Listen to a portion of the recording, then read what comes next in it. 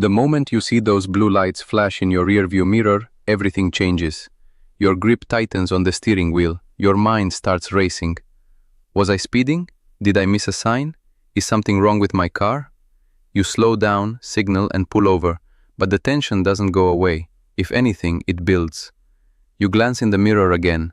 The patrol car door opens slowly. The officer steps out. And suddenly, a routine traffic stop doesn't feel so routine anymore. Have you ever been pulled over and felt like the situation didn't quite add up? Like something was off in the way the officer was handling things? If you have, I want you to share your experience in the comments, because what you've gone through might connect directly to what we're about to unpack. And trust me, there's a part of this story most people don't see coming until it's too late. Now, let me walk you into a situation that started like any other roadside stop, but ended with something far bigger than a ticket, far bigger than a warning. This is the kind of situation that exposes how power, when left unchecked, can quietly turn into something dangerous, not just for one driver, but for an entire community. Picture this: late afternoon. A driver is heading home after work. Nothing unusual. No erratic driving, no obvious violation. Then suddenly, lights. He pulls over, rolls the window down halfway, keeps his hands visible. Standard stuff. The sheriff approaches, slow and deliberate. Do you know why I pulled you over? That question right there, it sounds simple, but it's loaded. A lot of drivers don't realize that it's not just about the reason for the stop. It's about getting you to talk, to admit something, to fill in gaps the officer may not even have yet. The driver hesitates. No, sir. Now here's where things start to shift. Instead of explaining the reason for the stop, the sheriff leans in a little closer. His tone changes, not aggressive, not yet, but probing. Where are you coming from? That's not unusual. Officers ask that all the time. But what matters is how it's asked, how quickly it comes, and whether it connects to a legitimate reason for the stop. And more importantly, how long the stop starts to stretch without clear justification. The driver answers briefly. Work. Just heading home. Where do you work? Now we're getting into a pattern. Question after question. Not about the alleged violation, but about the driver's life, movements, routine. And here's something a lot of people misunderstand. Officers are trained to observe not just what you say, but how you say it. Your tone, your hesitation, your eye movement, even the way your hands rest on the wheel. You might think you're being calm, but if your voice tightens just slightly, that can be interpreted as nervousness. And nervousness, in the wrong hands, can be twisted into suspicion. Now let's pause here for a second, because this is where many drivers make a mistake without even realizing it. They start talking too much, trying to appear cooperative, trying to clear things up. But the more you talk, the more material you give. And if the officer is looking for something, or worse, trying to create something, your words can be rearranged, reframed, or simply misunderstood. Back to the stop. The sheriff asks for license and registration. The driver complies. Everything checks out. No warrants, valid license, no red flags.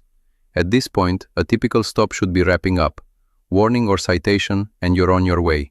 But instead, the sheriff takes his time. He walks back to the patrol car. Minutes pass. Then more minutes. The driver sits there, watching, waiting. This is where tension builds.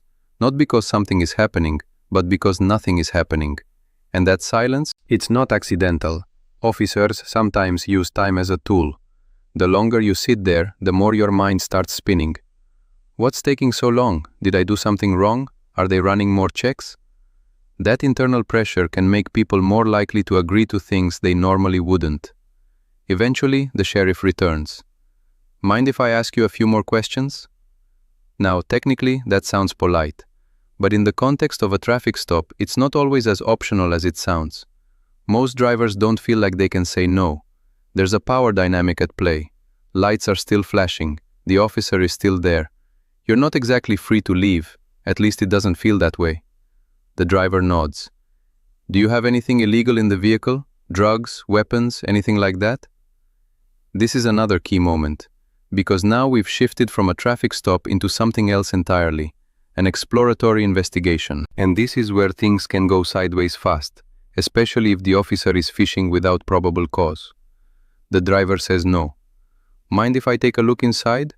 And there it is, the question that has trapped more drivers than almost anything else: consent. Here's the reality most people don't fully understand. If you say yes, even casually, even nervously, you've just given legal permission for a search that otherwise might not be allowed. And once that search begins, you've lost a significant layer of protection.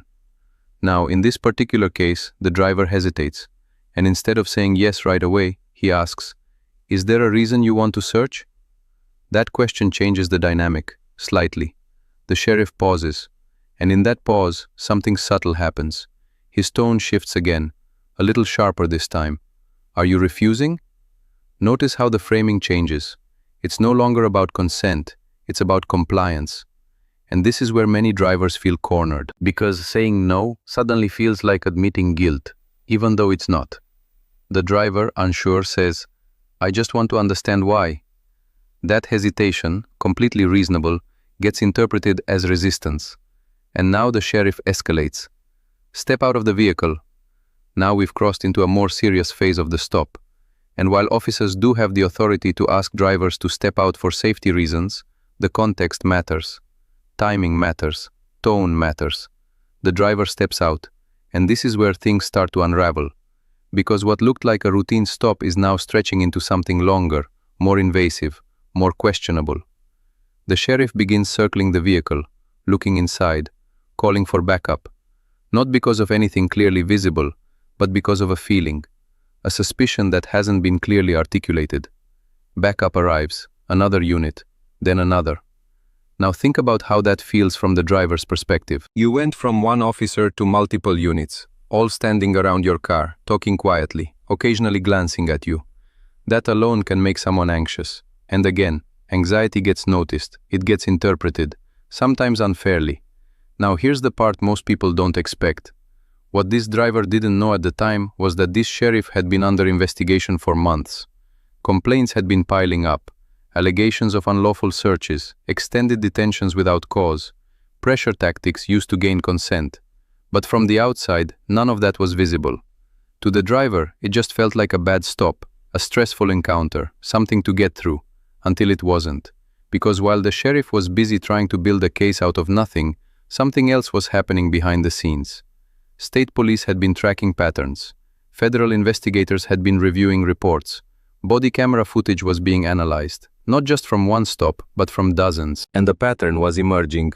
Stops that went too long, searches that didn't hold up legally, drivers being pressured into consent, questions that had nothing to do with the original reason for the stop.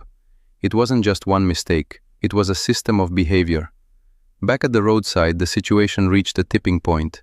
The sheriff claimed he smelled something that would justify further action. That claim, by the way, is one of the most commonly disputed elements in these kinds of stops.